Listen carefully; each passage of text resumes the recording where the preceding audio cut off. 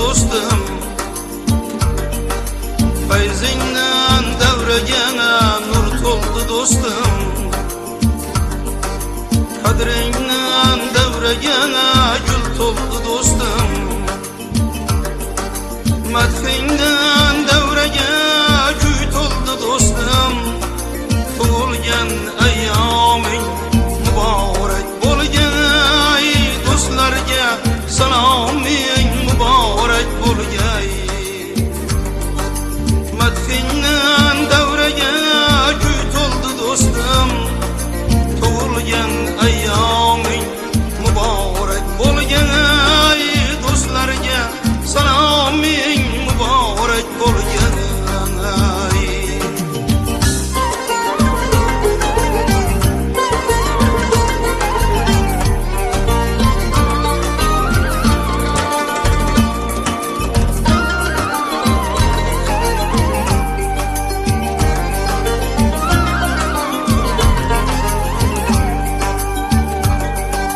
Ulansın daima yoshingga yoshing, umringga nur sochar baxting quyoshing. Ulansın daima yoshingga yoshing, umringga nur sochar baxting quyoshing.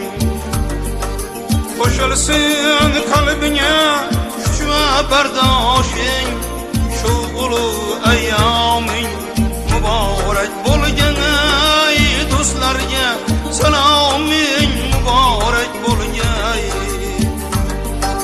Qo'shilsin qalbingga kuch va bardoshing, tug'ilgan ayyoming muborak bo'lgay, do'stlarga saloming muborak bo'lgay.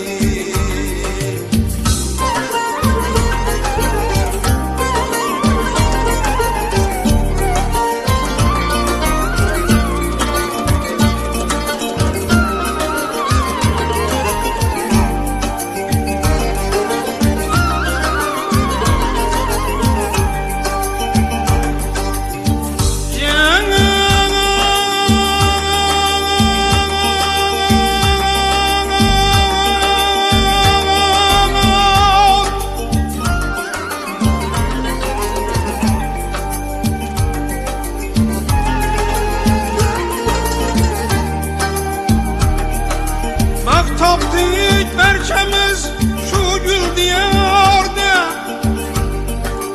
maqsading gul olsin shu chaman zangorda. Vaqt topdik barchamiz shu gul diyorda, maqsading gul olsin shu chaman zangorda.